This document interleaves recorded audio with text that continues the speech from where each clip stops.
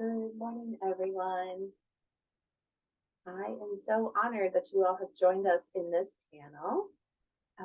We are going to begin. If I could have my other panelists join me on video, just a quick wave to the audience. Good morning, everyone. I'm really excited for us to have our conversation today. And great, all of our panel is here. I want to start first with just acknowledging a couple things because yesterday was the first, 2 days ago was the first day of Women's History Month. And we are a panel of fantastic group of colleagues that all identify as women, and I'm really honored to share this space with all of you. I've also been thinking a lot about the history of COMPA from the plenary that Dr. Zukuku gave on Thursday about the history and what the terms are that we're using in the COMPA space. And I really just want to thank and acknowledge and hold some space before we get going, thinking about all the people who've come before us in COMPA and all the people who are joining us here this year and all the people who are going to come at all the conferences in the future, and just hold some space today to think about this legacy that we're coming into. And I'm really honored to be here today as part of that. And my last little announcement before I get going is I am joining us today virtually from Baltimore City. And I want to acknowledge the land that I'm on is the traditional home of the Pecostaway people. Baltimore City is not originally inhabited by people who look like me. And the Pecostaway people have not ceded this land. And so it's unceded, colonized land. And so I want to acknowledge those people and their traditions and the wisdom that they're giving us this conversation. And everyone else is logging in from other places. So I just wanted to start with those few things. So I'm going to share my screen. Give me a second to do that. So you all have joined the panel on the track on preparing the next generation of public servants. And we are talking today about social equity and organizational culture. And so there's been a lot of progress that's been made around social equity and social equity research, but an area that we on this panel are going to explore some more are how can we specifically look at and analyze and study in the classroom organizational culture and how it manifests and supports social equity or takes away from those efforts. And so we're describing this as a teaching imperative for a rapidly changing world. And we have our list of panel, this panel is part of a forthcoming volume that has been edited by myself and Dr. Kline, who's joining us this morning. Our book will come out later this year, and we're really honored to have collaborated with all of the people that you see listed on this slide, and especially are very grateful for the words that Dr. Gooden has given us in our forward in supporting this work. Before it was even an idea that Angie and I had in our minds. And so Dr. Gooden has been inspiring us for a long time and continues to inspire us in this volume with her forward. So if you're interested in a text to support your organizational theory classes, or if you have a class on organizational culture, we think this textbook will be really helpful because it's full of content on theory and background, but also a lot of activities that you can use in the classroom. And we're going to be highlighting some of the elements of that book today in our panel. I know we're a very small group, and so I'm hoping today that we can be really intimate in our conversations. And so we've prepared some slides for our discussion, but by all means, we're a flexible group and we're teachers at heart. And so we're ready to pivot. And I know we're supposed to save 30 minutes for questions at the end, but if you have questions that are coming up, you can put them in the chat and you can engage with us as we're going through this. We would love to hear from you. So we have 4 presentations we're going to go through. I'm supposed to be keeping time. Each one's going to be about 15 minutes long. The first one, we're going to be talking about physical space, which is a really important area that impacts our organizational culture. Physical space is often the first area that people interact with in our organizations, but we often don't give it the same consideration as we might like a policy or a budget that we're developing, because it is often an area that might be dealt with in another office or is outside of our control. And so, but it's still a really important part of building an organizational culture of social equity. Then we're going to have a presentation on socialization and the importance that has in our public organizations, followed by a presentation on rewards and recognition and why that can support or hinder our social equity efforts and the organizational culture that we're trying to build. And then the last conversation we're going to have is a short presentation is on storytelling in the classroom, and the ways that we can use that to be effective. And I'm look forward to your comments about all of these presentations. So I'm going to kick off with the first presentation here. Panelists and anybody else attending, you're welcome to stay on video. I work at Gallaudet University, which is a liberal arts university for the deaf community, and we have the tradition of keeping our videos off unless you're signing something to communicate. So whatever your preference is, I love to see people and get the visual feedback of the body language, but if you feel better keeping your video off, take a sip of coffee, do what you need to do. That's also no pressure, panelists, to keep your videos on, or anybody else in the audience. So I'm going to get started with this presentation on physical space in public organizations. This is the first chapter in our book, and it was written by Kate Wassel, who did a really fantastic job of laying out what the literature says about public spaces and sort of this orientation to what public space actually means, recognizing that digital space is really important, but we're really focusing on the physical space that a person interacts with all of their senses that are available to them. And so I'm presenting this chapter on behalf of Dr. Wassel, and so highlighting her work here. So what is physical space? I'm going to give you a minute to look at this slide.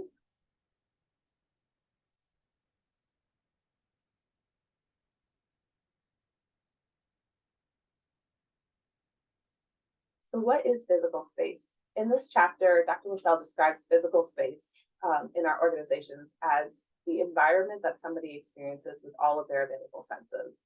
And so that we have, I'll share with you that we have more than just our five senses, that there are many, many different senses that we have in our body that help us orient ourselves to the world around us. And different people come to our physical spaces with different accessibility to these different senses that we have. And so how are our organizations making sure that people can physically enter a space or feel comfortable in a space, move around a space, experience our space in a way that promotes our values of the organization, our values, especially around social equity. Dr. Wassel also highlights that it's the reason why physical space is so important, and part of the reason why it's the first chapter in our book, is because it's often the first place that somebody experiences their organization. If you need to go to renew your driver's license and you go to, in Maryland, we call it the MBA, other places called the DMV, the very first thing you see is the parking lot, and then you see the building, and then you see a line. What does that tell us about this physical space, or what does that convey about that organization's values and culture to us? And so it's a really tangible place where people can feel like I'm welcome here, I'm included here, or I'm not. And they feel that sort of in their gut, walking in the door, rolling in the door, entering the door, however they kind of get in. But what's challenging about physical space, like a lot of these areas of organizational culture, is that it's impacted by a lot of things that are important, but sometimes not directly in the control of the person who is making decisions about the physical space. So physical space is often influenced by capital budgets, might be given to, if you're a nonprofit, might be given to you by a donor. And so sometimes there's things outside of our control, but nonetheless speak to our credible commitment to valuing social equity. So we have to learn to have the skills to sort of pivot in this space to say, yes, I'm not responsible for the capital budget or the donations that we get from a funder, but I'm still the manager in this space. I'm still the leader in this space, and I need to see that our organizational values are manifested in this physical space that we occupy. I'm going to spend the rest of my time talking about the learning activity that we have in this section, because I assume that people who are joining us because they are teachers or want to be teachers in this space. And I want to talk about how can we teach people about having accessible physical spaces that promote social equity. So I'll give you a second to look at the slide and read some of the text.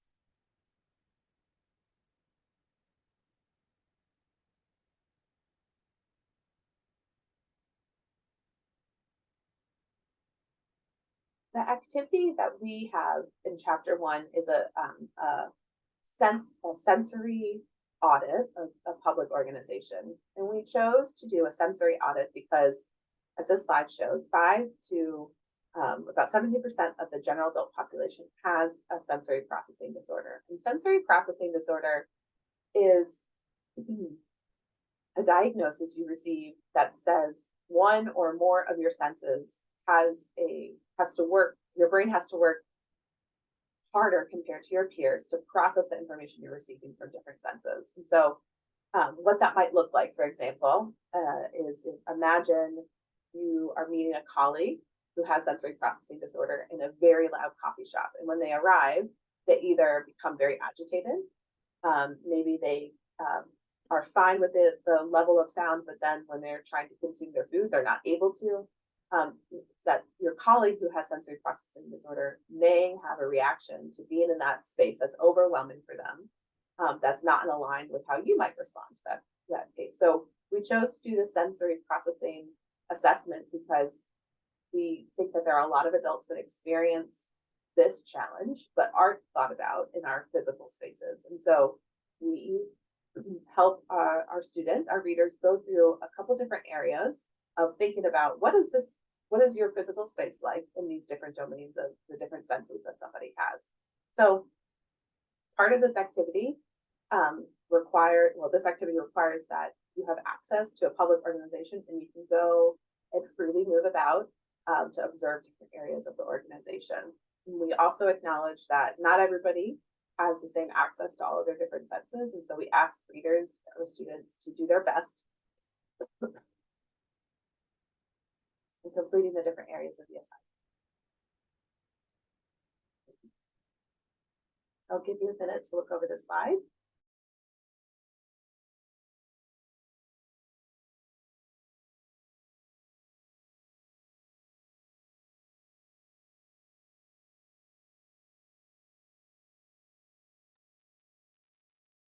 I need to ask your forgiveness. I'm struggling with a cold and I'm losing my voice today.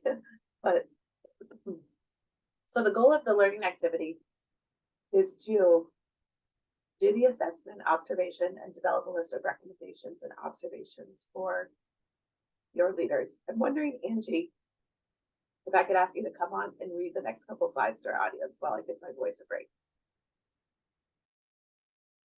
Sure, absolutely. So in terms of the, excuse me one second, in terms of the learning activity overview, Dr. Dolamore just talked about the physical space within your organization and completing a sensory assessment of the organization and then to record your observations. And we recognize in several parts throughout the chapter and the larger book that everyone's abilities are so different. And so your observations on that space and that sensory experience is going to be very different. So your recommendations are going to be based upon your observations. And then from there, the task of the students is to draft a one-page single-space memo to the leader of the organization with the outcome of your assessment. So you're offering several suggestions. Thank you, Dr. Kline. I apologize for putting you No. Yeah. So the first area that I'm going to present, we have 8 different areas that we ask students to look at, and I'm going to present just a couple for you to consider today. The first is the sense of sight. Someone's in your space. Imagine we are asking readers to go into an organization and to move around as if they were somebody visiting that organization or somebody working in that organization. So if you sat at a desk as an employee, what do you observe in your line of sight as you look around? Are things blocking your line of sight? Are there lights that are very distracting? Are there things that appear really old or appear really new? Like, just make your general observations about what you can see in your line of sight. In particular, an area that we talk about in the chapter with the universal design, which are sort of the international standards around accessibility of space. What observations can we find about wayfinding, which is how does somebody know where the nearest exit is? How do they know where the restrooms or common spaces? How can people find their way around your organization? So we also ask students and our readers to look at those particular areas.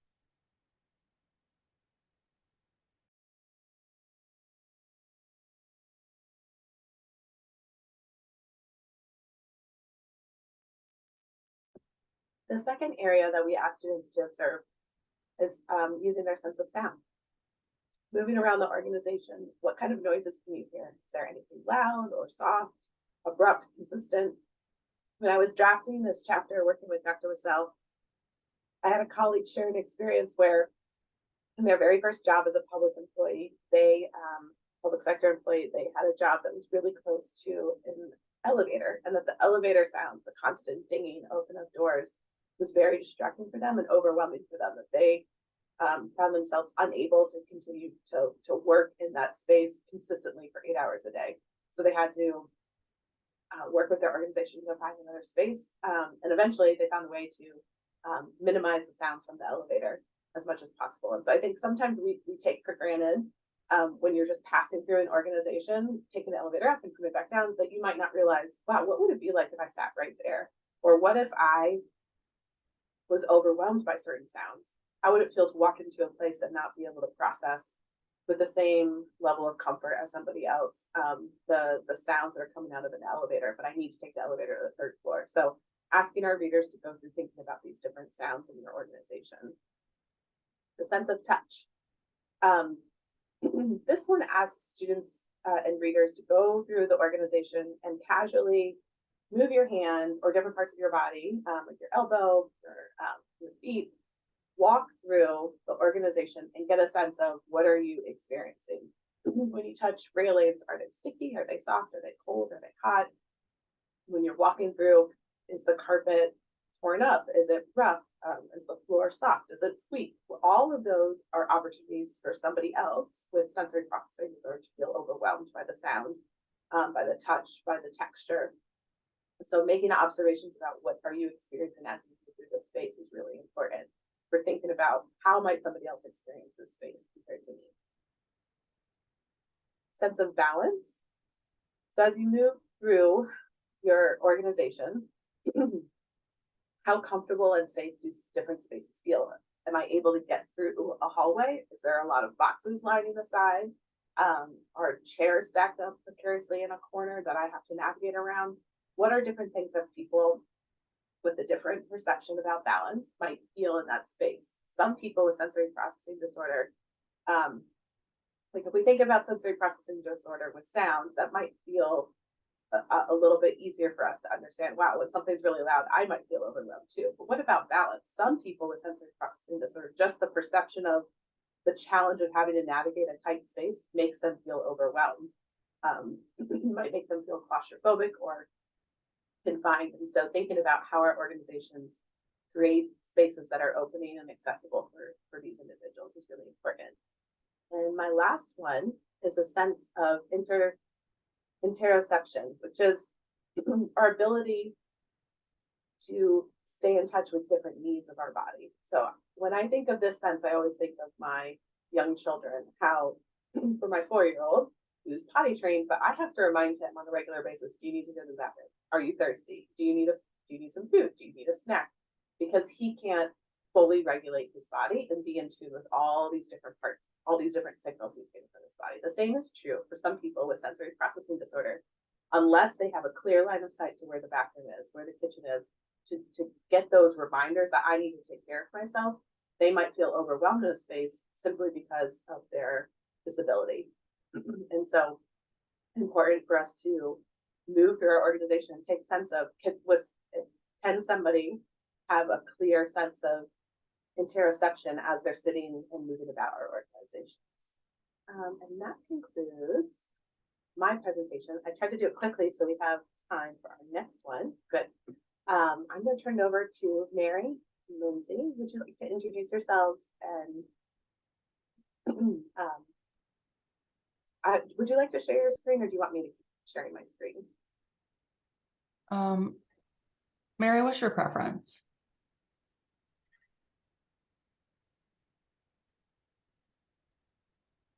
I don't, whatever's easiest for you. Okay. Stephanie, if you don't mind just shooting through the slides as we asked, is that all right? Wonderful. Well, good morning, everyone. It's nice to see you all. I'm Lindsey Evans. I'm on faculty in the Wilder School at Virginia Commonwealth University and have primary responsibilities in public administration master's program. And I'm joined today by my colleague, Mary. Hello, I'm Mary Strawderman. I'm a doctoral student in the NVCU in the Waller School of Government and Public Affairs, Public Policy and Administration program. So this morning, we're going to talk with you all about socialization and introduce the concept of socialization. Stephanie, would you mind going to the next slide? So as part of this work, we wanted to open this up with a quote, and it says, this is from Dr. Janice Underwood, "We embed equity so that it's not like icing on the cake, as icing can be scraped off. Diversity, equity, and inclusion need to be baked into the whole cake, like the eggs, milk, sugar, and flour."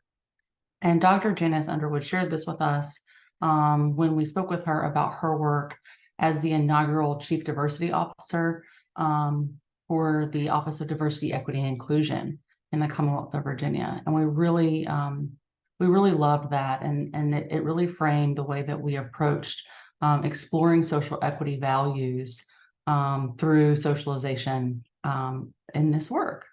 And so we are going to jump to the next slide. So what exactly is socialization? So I really like what Dr. Dolamore did, and we're going to give you a minute to read.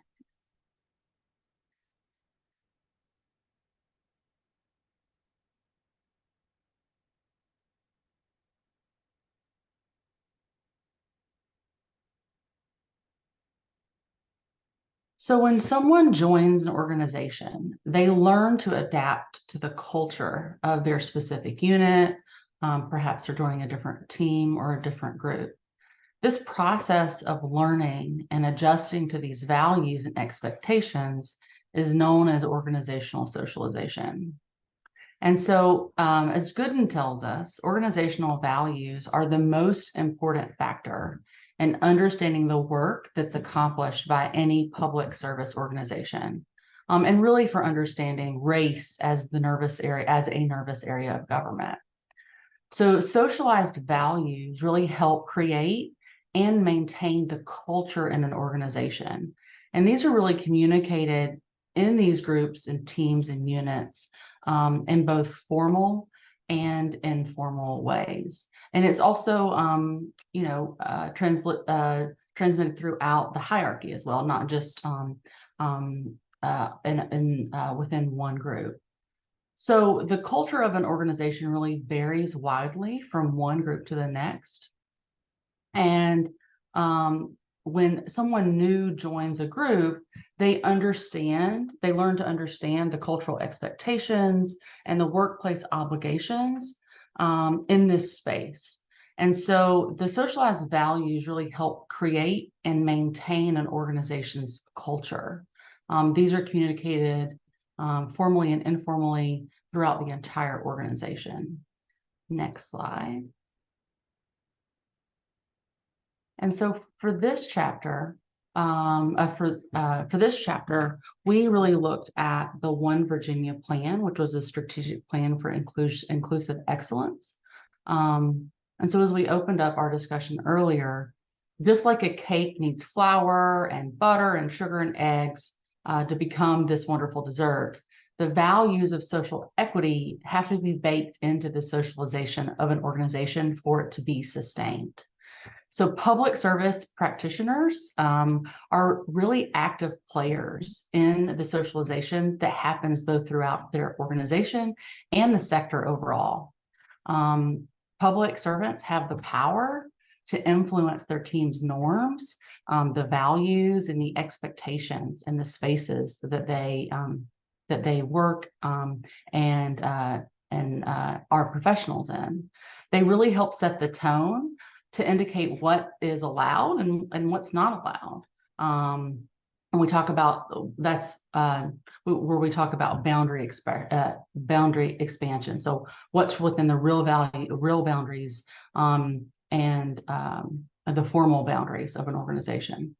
So our public servants really help engage in this boundary expansion to ensure that social and racial equity values are central to the service delivery in the sector. And if we want social and racial equity to be core values in public sector organizations, They really have to be baked into everything that we do. And so this One Virginia plan helps provide a great example to apply organizational socialization concepts as we think about racial and social equity. So the plan really outlines the priorities and the goals of the state of Virginia to cultivate a diverse, equitable, and inclusive culture where all employees, stakeholders, and residents feel welcomed and empowered. And so what we've done, because we're going to refer back to these goals as we go throughout our activity, we created a Google Doc to make that more accessible to everyone. And can everyone see that in the chat? And do you have access to the Google Doc? If you could give me a thumbs up or a nod of the head. Wonderful. Thanks so much. And so that takes you to the document there. And so what we're going to do now is we're going to think through, we're going to apply this concept of organizational socialization through an activity where we explore one of these goals. And so I'd like to turn it over to my colleague, Mary, who's going to walk us through our activity. So we can move to the next slide. I would like you to consider the goals of the One Virginia Strategic Plan for Inclusive Excellence as we walk through the experiential learning activities. Pick one of the goals to reflect on and go through the questions. We'll go through the questions as a group. So in activity 1, we ask you to reflect upon the concept of organizational socialization within your organization. And we ask, how would you describe your organization's social and racial equity goals? We then ask, which goal from the One Virginia plan is most relevant to the social equity goals of your organization? Describe the different boundaries related to the goal you experience at your organization. And finally, we ask you about what would it take to advance this goal in your organization. On the next slide, we introduce activity 2. In activity 2, we ask you to interview a public service practitioner to learn more about their organizational socialization experience. This allows you to understand the socialization they received related to one of the goals of the One Virginia Strategic Plan for Inclusive Excellence. This provides depth and meaning to the concept of social equity within organizational socialization. On the next slide, we introduce the activity. So some of these interview questions may include, what are the values that guide your work? Would you say that your selected goal is something that your organization supports? How do you think your selected goal connects to the organizational socialization? How does your organization reinforce, formally or informally, from supervisors or peers, behavior that supports your selected goal? Finally, on the last slide, the final questions for the practitioner interview are, how do the leaders in your organization promote your selected goal as an acceptable and legitimate activity? And what advice can you offer other agency personnel as they work to promote your selected goal in their organization?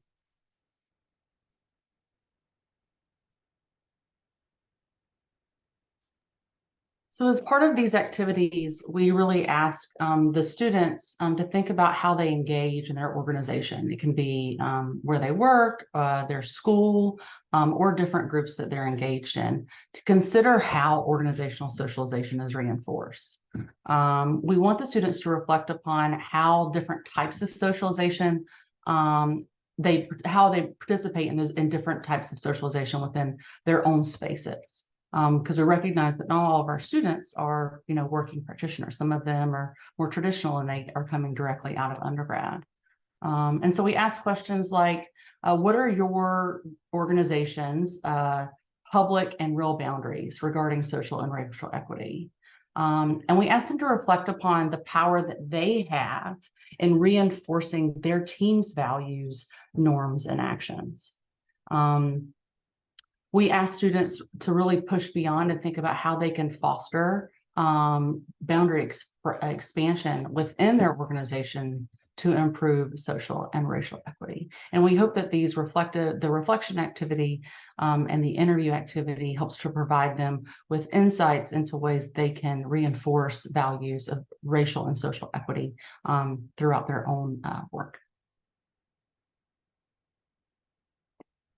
Thanks so much, everyone. Thank you both. Gosh, every time I listen to the authors share about the different activities in the chapter, I'm just so excited to use it in the classroom, because I know as a teacher, so many different courses, right? It can be really challenging to come up with innovative and things that are really meaningful that fit to your specific class. And what I really appreciate, Dr. Evans and Mary, about your contributions is that it sets up these really great activities for us to use in the classroom. And so when people adopt this textbook, they're given all these different activities that they get to do to help have these really important conversations. So thank you for your contributions. I'm going to turn it over to Dr. Kline. Can you share the screen? Are you able to access that? Yes. Perfect. Let's.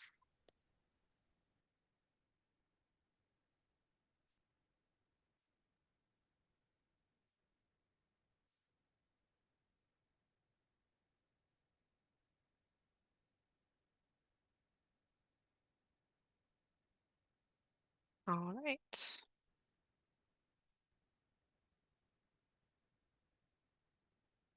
All right. Can everyone see? Looks good. Great. Thank you so much. So my name is Angela Kline, and I am from Westchester University. I am in the Department of Public Policy and Administration, and I am the MPA director, which is a fairly new development. So it's exciting to, have a new challenge to take on. Today, I'm going to be sharing the research and the chapter by Dr. Simone Martin-Howard from LIU Brooklyn. She has done extensive research related to this chapter, and so I'm really excited to share part of our book project and Dr. Martin-Howard's research with you today.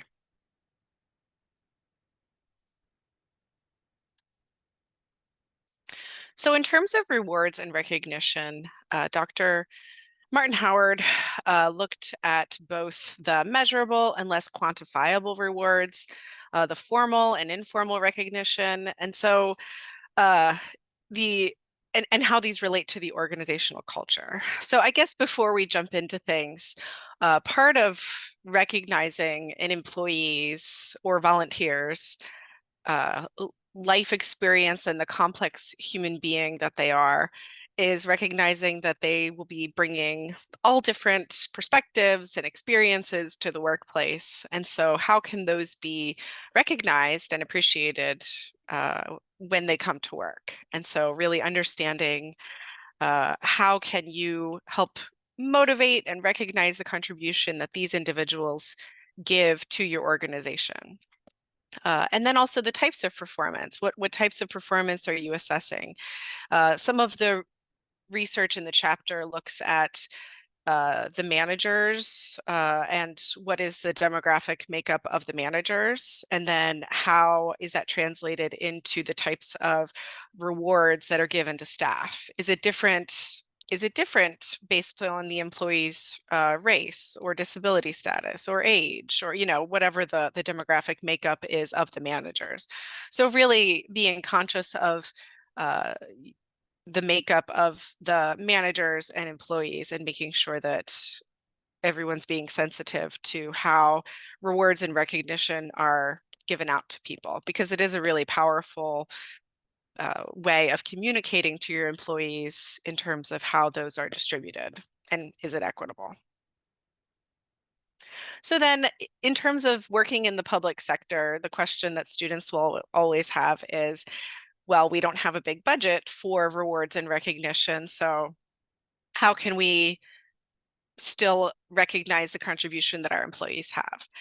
So of course it's, in terms of being creative, just saying thank you I just saw something on LinkedIn yesterday where it was a picture of a bunch of different thank you notes that a person had received over the years. And I keep those things because I think that it does, it makes me feel good when I get a handwritten thank you note, and that, doesn't really cost anything except for maybe postage. So then the benefits of rewarding and recognizing your employees is the lower turnover, employee engagement, job satisfaction, morale, productivity, and effectiveness. And I think, the past year in terms of understanding the workplace and the movement that employees have had, this is more important than ever. So this is based off of Dr. Gooden's social equity culture audit. And I'm not going to go through all of the items, but I want to focus on these because it's going to lead into the vignette for the rewards and recognition. But so what to look for in terms of rewards and recognition: the articulation of organizational justice values. So it has to be explicitly stated, and the allocation of personnel and budgetary resources to racial equity work. So again, it's not just enough to ask someone to do it, in their extra time or as a free service contribution. It has to be compensated and part of someone's mandatory job requirements in order for it to be considered important. Because again, it's put your money where your mouth is. And then what else? I guess once we open it up for discussion later, I would be curious to open it up to other people in terms of their work in their organizations. When we're looking at rewards and recognition in the public sector specifically, what other things could you look for? I mean, the audit framework identifies these specific areas, but certainly there's other areas that we have experienced and we could discuss later at the end of it. And then the example gaps: no formal or informal recognition of racial equity related work. So even though the work might be done, it just ends up on a shelf somewhere and it's never used. That's really disheartening and discouraging for employees who put the effort out there to do equity related work and then nothing happens with it. And then another gap would be employees engaging in racial equity work are either forced out or burned out. And again, unfortunately, maybe we can think of other examples of gaps that would help us identify an organization's culture around this area. So then in terms of the research that Dr. Martin Howard conducted, she interviewed 15 Black women correctional officers at Rikers Island in 2021. It was still the height of the pandemic, and she sat down with these women to really understand how they felt regarding their work experiences. This is a significant group of women because 60% of uniformed correctional officers at Rikers Island identify as Black women. This was as of 2021. The other thing to note related to the organizational culture of Rikers Island is that it is scheduled to close in 2026. And so all of these things, the pandemic, the makeup of the management within the Department of Corrections, the fact that it's scheduled to close, feed into the organization's culture and really told a different story in terms of their experiences working in the public sector. So some of the questions that Dr. Martin Howard asked these correctional officers, this isn't a complete list of her protocol, but these are just a couple of them. Do you think you have decision-making abilities? So really it's that the empowering, giving your employees agency. And then the second question she asked is, are you recognized for your good performance? Do you feel fulfilled in your position? And so those were just 3 of the many questions that she asked these participants. So I will read this quote from one of her interviewees because it really is heartbreaking, actually. And so the 15 of us are doing work of 80 people, and you're not recognized for it by management because they look at you and they say, Well, technically, you're supposed to be working in jail and you're supposed to feel grateful that you're working at that assignment. They, the administration, don't care about the staff. They care about numbers. They care about the number of people that's coming to work, the staff to justice involved individual ratio, so that the job can get done. You're not a person to them. We don't go by first names, we go by last names only. And if they could call me by my reference number, they probably would. They don't care about the staff, they care about the numbers. So again, when we think about recognizing an employee, the really simple part of just using someone's name, the fact that this employee said that if they could call them by numbers, just recognizing their humanity, that their humanity, ought to come first. That's a really simple way to start. So then the learning activity for this chapter challenges students to find the formal policy documents and communication with employees on rewards. Because the thing that Dr. Martin Howard found was that what's communicated formally to the correctional officers and then what their perception of the culture around rewards and recognition, that there was a mismatch between what rewards were given out and who they were given out to. And then the formal, the formal and the informal, there was a mismatch there. So part of the learning activity was also to compare the organization's myths, beliefs, and stories about rewards. So we all have these in our organizations. And so talking to people about what they actually, what is their experience around rewards and recognition, and then contrast the cultural perceptions of fairness and equality through various groups. So again, it all goes back to if policies are being observed or if rewards and recognition is being distributed through informal ways. And that concludes our presentation. I'm looking forward to discussing more at the end once we open it up. Thank you, Dr. Kline. Dr. Martin Howard has an incredible chapter that they wrote for our edited volume, and I know anybody who gets the opportunity to read it will it's the vignette that it starts with. And the way that it gets tied through the whole chapter and the activities, I think was a great contribution to the work. So thank you for highlighting that for us. And it lends itself very nicely to the last presentation conversation we're going to have. I'm going to share my screen here, which is a theme that I hope you have seen running through all of these conversations that we're having, that we're sharing from this book, which is the role of storytelling.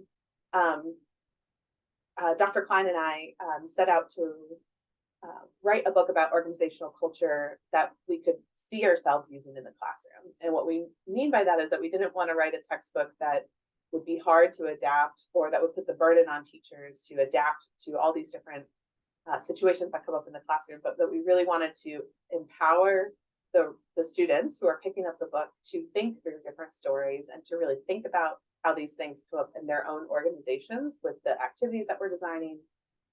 But each chapter starts with a story because we feel really strongly about the power of stories and that the way that they connect with the human mind and help students, rather than starting with a theory and then trying to find a way to adapt that theory, that starting with a story starts from a place of what people know.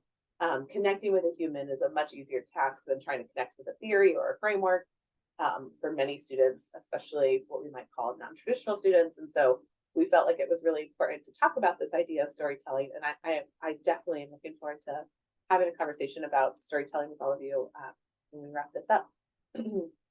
So I've been in higher education or as a student in higher education for most of my life, right? Like many people here, I was a student starting when I was probably 3, going to preschool, all the way through elementary school, middle school, high school, college, master's, doctoral degree, adjunct, now a professor, right? And so I've spent a lot of time either on the receiving end of education or giving out education. And I think we have this traditional way of approaching teaching, which starts with you'll come in and it's like the topic for today is X, and then the teacher will explain in a little bit, and then explain a little bit more, and then engages in some sort of activity to check to make sure that there's learning going on, and that you then the student have to do some sort of assignment on your own to sort of make adaptations to understanding this really specific concept that was introduced to you into all these broad different areas.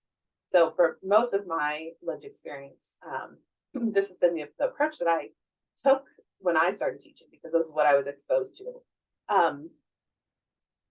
When I joined Gallaudet University in fall of 2019, it was the first time that I was forced to interact with the deaf community in a very meaningful way.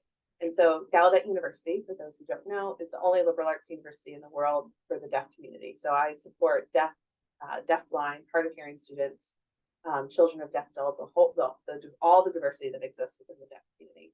But all of my classes are taught in American Sign Language, which is a different language than English. We don't have a one-to-one correlation, one word to one sign. It's its own unique language with its own unique set of rules. And one of the rules in American Sign Language is you don't start with a very specific concept. You always start with the broad area of knowledge that everyone shares, and then lead it slowly to this one specific thing. So it is not a traditional practice in the deaf classroom to come in and say, the topic we're going to talk about today is, and put up your first slide with a name of a theory or a definition. Like, we don't start that way. We always start with a story, and you always start with a check-in and how are people doing and hearing their stories, and can everyone access today? Is everyone good? And then you sort of lead into getting more specific towards ultimately what is the goal for today, and then drawing connections back through all of that content. When I was learning this, my mind was blown, because I'm a qualitative researcher, and I was like, wow, we're not using this top-down framework. We're really using a bottom-up way to think about this. And I thought that was so powerful, because I could see students making connections like researchers do, right? Wow, if I start with all of this data and then I get very specific and make observations about all these stories that have been shared, you're going through the analytical exercise of making clear connections and using a lot of those skills that we see in grounded theory, right? And so when we set out to write, to edit this volume, we wanted to see these stories in this approach sort of take root in the way that we framed our chapter. So each chapter starts with the story, and then leads the reader through getting more and more specific, to then doing their own exercise and activity to sort of make connections through everything. We feel pretty strongly that this is a really valuable contribution for anybody who's teaching the classroom, because it helps students make connections rather than taking on the burden of trying to make connections in a backwards way. So I want to share a quote with you. So a story is worth 1,000 words, right? So sometimes starting with a story, this approach, starting with stories and connections and the general and getting more specific, allows us to teach things without having to explicitly teach things, right? Leading the student through the process of making connections, rather than saying, you need to find connections in this specific way, can be really, it saves us, it puts the burden on the student to like really engage in that learning. And I think that is such an effective skill for public servants in the real world, right? We are in times that are changing rapidly, with information being given to us all the time. And so giving students the opportunity to really practice this way of thinking, of making observations and seeing connections, is a really powerful tool. I'm going to stop sharing my screen. I want to read one quote. My plan had been to share a quote from our book, but as I was preparing for our panel this morning, I was thinking about Women's History Month, and the theme for Women's History Month this year is celebrating women who tell our stories. And I want to share a quote from the National Women's History Alliance, because I think how they explain storytelling is a really great way to wrap up our panel this morning and move into some question and answer time. So here's the quote. The theme for Women's History Month is celebrating women who tell our stories. This theme honors all women, including trans women and femme individuals who have made it their life's work to capture our stories and reflect them back to us in their words, their art, and their actions. In a time when our stories are actively being censored, they are one of our most powerful tools of resistance. Stories help us reflect on our past for a better understanding of our present. Stories shine a light on the change makers and the glass ceiling breakers. Stories inspire us to join hands in solidarity to pursue justice. There is infinite power in stories, and who gets to tell them, who they are told about, and who gets to access them. So with that, I would like to conclude our panel here about organizational culture and social equity. And I would like to turn it over to our panelists, our audience, anybody who's got a question or thoughts, like what are you feeling after listening to this information? How do you see yourself using these tools in the classroom? I'm really curious. I feel really honored to have been here with all of you today. So I know we're a small, intimate group, so I don't want to call anybody out.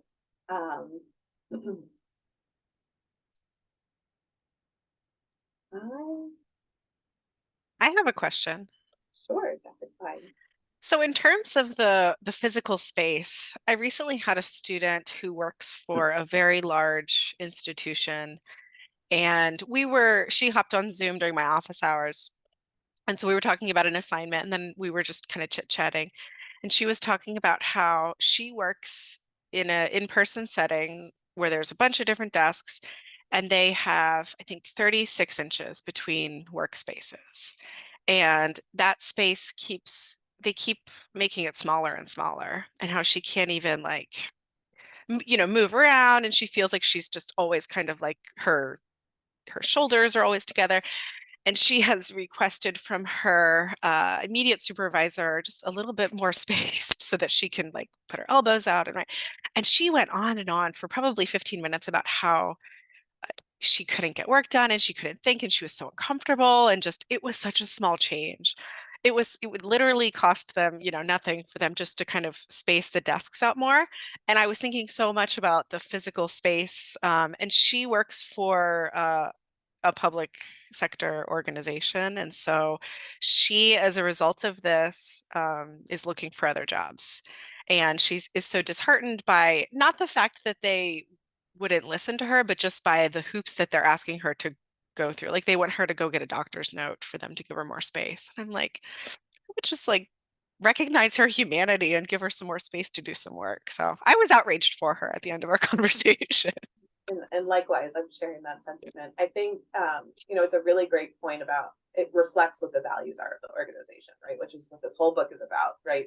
That the way somebody has to interact with that process and says a lot about what they value. Do they value humanity? Do they value that you say something's uncomfortable, that it is uncomfortable, or no, you need a doctor's note to prove that it's uncomfortable, right? Like what are our perceptions of people, people's requests for accommodations? And that's a big signal to that employee, right? Like this, I'm welcome here, I am not welcome here. I can only imagine how other people, if this is one person that this is to the point where they're willing to share about it, right? And how many other people have feelings that they're not comfortable sharing because maybe they haven't crossed that threshold.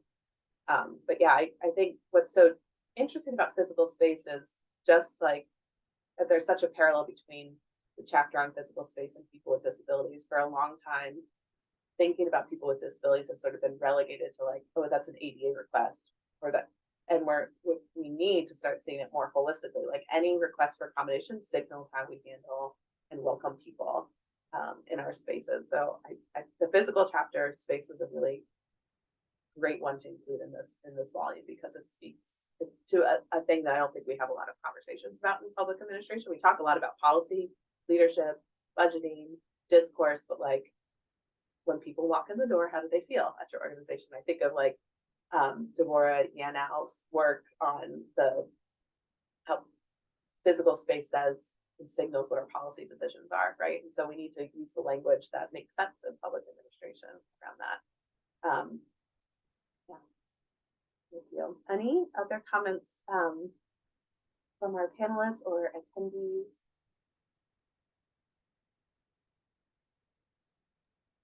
I want to comment on the physical space chapter as well. I really enjoyed that, and I am on the DEI committee at Recwell at VCU, and we talk a lot about diversity, equity, inclusion, and belonging at our facilities. And and they have done an accessibility audit, but I've been asking questions about, you know, people who might have sensory processing issues, you know, where are the quiet spaces, where are the spaces that might have lower light so that everyone can feel like they belong.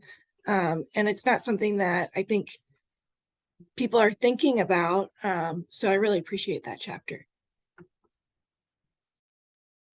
Thank you, Mary, and thank you for your work on that committee. And, you know, accessibility is a really dynamic area. I think people think one checklist meets all needs. And what we talk about in the chapter is the sensory audit is really looking at one particular community. And there are so many different communities within across the whole world, right? And so when you think about accessibility, it's not just people with disabilities, but you need to think about who's in our community, who do we want to serve, who do we hope to be serving, and they need to be involved in part of that process, right? Because like an accessibility audit at Gallaudet University is the space deaf friendly. It's going to look very different than at Westchester University, right? Like where there's not 95% of the population being deaf, right? And so who's in our communities and who do we hope to serve need to be part of those groups making those decisions. I'm seeing some more folks joining, which is great. We're opening this up for some conversations. We're talking about tools we use in the classroom. I'm curious, Dr. Evans and Mary, on your chapter, I was thinking a lot about how fantastic it is to ask our students to go out and interview people, because we spend a lot of time in the ivory tower in our classroom talking. It's like, well, go out and actually talk to people. Network is it's a benefit for the students on a lot of different levels. But on the teacher side, I'm curious about how do you manage and help equip the students with the skills they need to reach out to professionals? I think some students, no problem, like they've got that, and then other students maybe don't have a lot of experience with that. So how do you set up that kind of an activity in your classroom to support them in being professional? They are setting themselves as part of the university, so there's a lot to like think through and submit that kind of assignment. I'm curious how you envision that. Great question. I think that you know, you have to empower the students to feel comfortable in their spaces to have conversations with folks. And so setting it up in terms of within the classroom first. And so we're going to interview each other, right? We're going to play interviewee, interviewer, and you know, just trying to give them the encourage them to develop their skills and to have those conversations. And also, you know, try to demystify those folks who are in positions, in public service positions, especially for students who are coming traditionally out of undergrad, that people want to talk about, you know, why it is that they do what they do, you know, what motivated them or inspired them to become a public servant, right? And so, you know, talking about that, bringing individuals into the classroom beforehand, and having them ask questions in a group setting, and then giving them the information and the structure to go out and do it on their own. I think building those skills, you know, and I really think it's more about empowerment than building the skills, because I just think that, you know, many students just haven't had the opportunity to do that before. I'm interested to see, you know, what is it that you all do? Because I know that you all do interviewing, have done interviewing in the past in the classroom as well. So interested to learn your approach. Yeah, I was going to ask Dr. Kline to share what she did. I mean, she was teaching a doctoral level course, and it was a research methods class. But Dr. Kline, maybe you can share a little bit about that project and how it connected with the book too.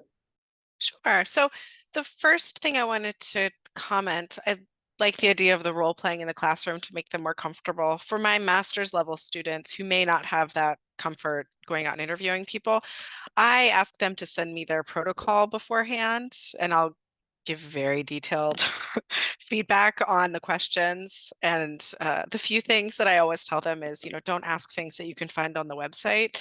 And it's still like every semester, they always ask things that are right on the website, like literally from their bio. So and so I'm trying to think, the other thing we always do the thank yous at the end, where I'll have them either copy me or they have to kind of show proof that they sent a thank you note, because I think that that's also important, because we live in a pretty small community where there's a limited pool of interviewees available. So I want to make sure that those bridges are strengthened after students interview them. But yes, for this project, I teach a doctoral level qualitative research methods class, and as part of that class, they are asked to conduct a qualitative interview. And because it's only a 16-week class, they typically aren't able to use the data from that interview for their dissertation. It's just a classroom activity. But for this project, I was able to get the IRB approval the summer before I taught the class. And then once the students came through the door, pretty much the first or second week, I said, if you want to be involved in the project, send me your city certificate and I'll add you to the IRB. And then from there, the IRB added them to the project. And then they had to follow the interview protocol that was approved, which was a good exercise for them. And because we had so many different students interviewing public sector officials from across the country, the interview protocol was kind of like a Mad Libs exercise, because the student was able to pick the culture category, and they were able to select if the person worked in the public sector or in the nonprofit sector. So there were a lot of fill in the blanks with the interview protocol.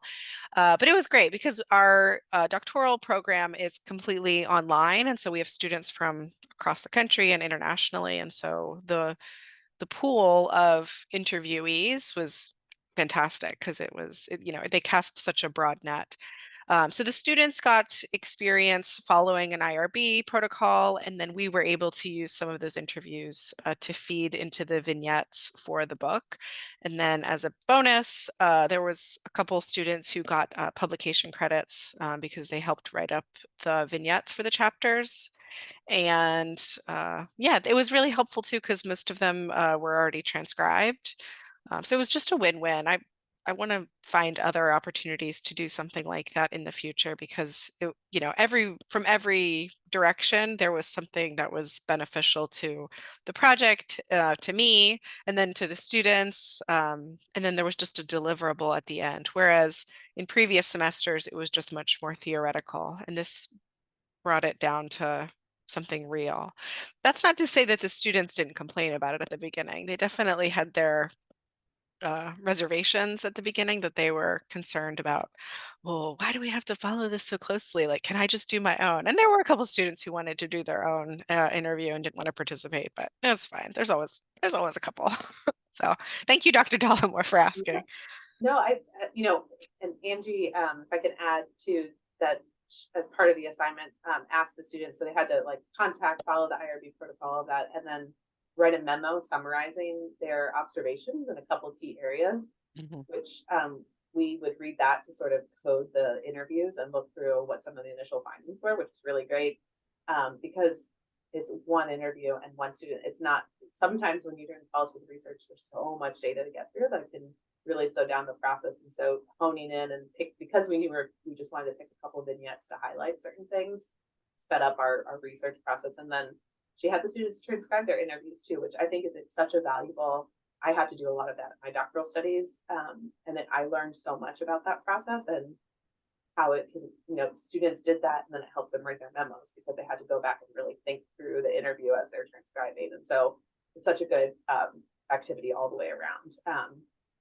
I think one other thing I want to think about in terms of interviewing leaders in the community is sometimes we don't think about access and how different students in different communities might need access support. So I come from an institution that has students with a whole different variety of backgrounds, international students who had language deprivation until they were like 8, 9, 10, really struggling and compared to peers, right? And being successful in these different professional settings. So when I say things like federal agency, they just don't have the cultural orientation to know what that means. And so how do we really plug those holes and help support students like that? And so as a teacher, sometimes we can have this vision for how this activity can look, but we really have to look at our individual students to think about who needs extra support in different spaces. So an international student might want to do an interview, but maybe worries about their language capacity, or I don't know what the federal agencies are in the United States. I don't know what nonprofits are. We call them non-governmental organizations. Are those the same thing, right? Like, so there's a lot of things that instructors have to do to be successful in these different spaces. And so I love what everyone's saying about empowering students, and then just also thinking that, you know, when we want to have inclusive classrooms and that are accessible, we have to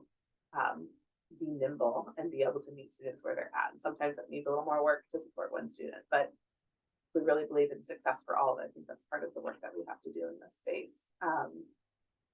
I want to give another opportunity for anybody in the audience to share. Lindsey, you're also welcome to share. I saw your hand go up. But if there's anybody who's joining, that has joined us and been with us, that has, we're just so curious to know, like, does any of this resonate with work that you do in your classrooms? What visions do you have for things that we're talking about? Could you see it being used in the classroom? You know, we're also all junior faculty. I think we're very motivated. Dr. Kline is the MPA director now, so starting to assume some of those administrative roles. But I think sometimes junior faculty that aren't in administrative roles have this capacity to like have really innovative assignments and things like that in their classrooms. And then when your time gets strapped, you're like, okay, we gotta streamline this class, we gotta juggle a lot of things. So I'm just really curious about other perspectives. So I'm sure we have an opportunity for anybody else to jump in. I would say from a student perspective, for bringing in interviewing as a teaching tool in the classroom, I think, you know, thinking about that self-reflection, how your identity and beliefs can influence the interview and the outcomes of that, as well as maybe including a peer review of that interview protocol. So not only does your professor have feedback on that, but your peers are kind of providing their input and feedback on that protocol. I think that those could be helpful strategies as well when bringing interviews in.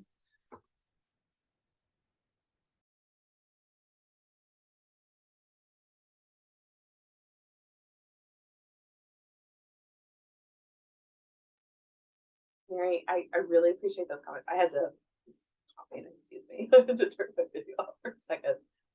Yeah, I think that's a really interesting point. And it made me think about how we selected a few students from Dr. Kline's course to write their vignettes, and some of them had the opportunity to read what other students had written.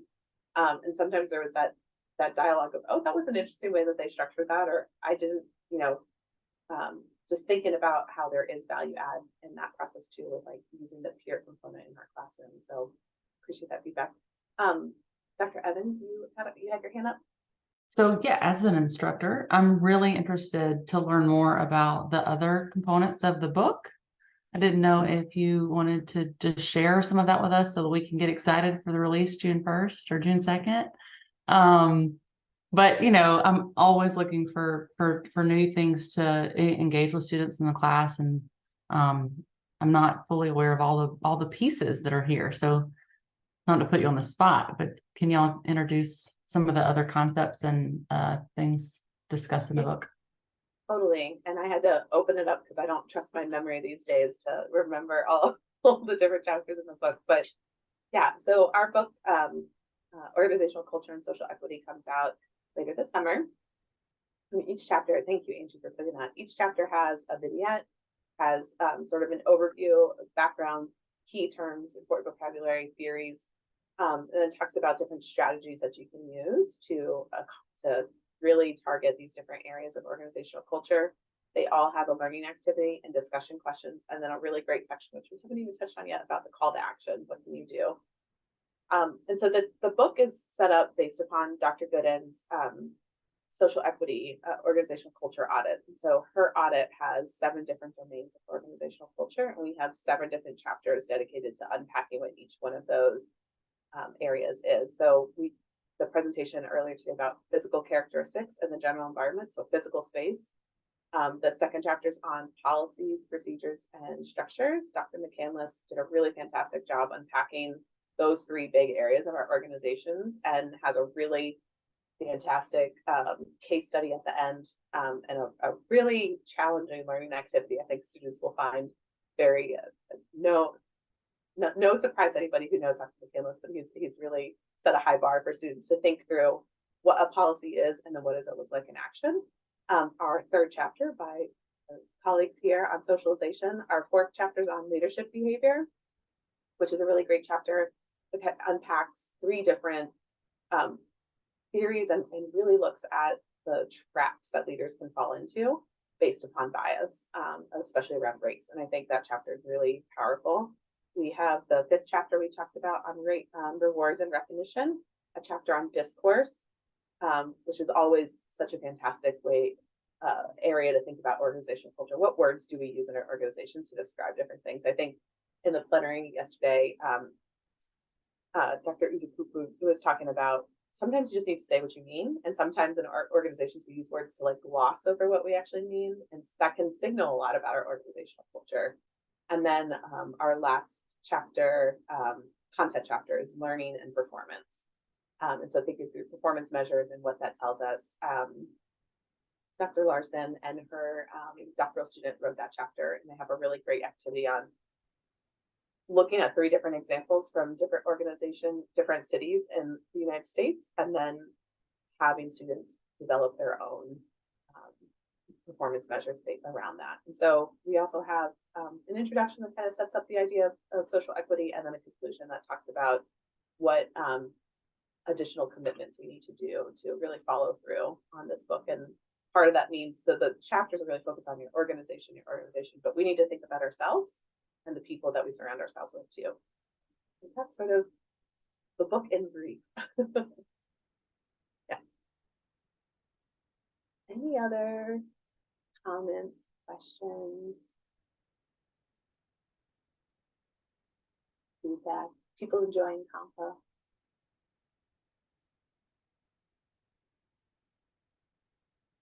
Well, I am an academic and I could talk for the next 15 minutes, but I think I think given the engagement, people might need a break before the next panel starts. So thank you, panelists, for joining us. Thank you, audience members, for joining us. Just so honored to have shared this space with you virtually from my home in Baltimore. I hope everybody has a great rest of your day and enjoys the rest of the conference. Thank you so much.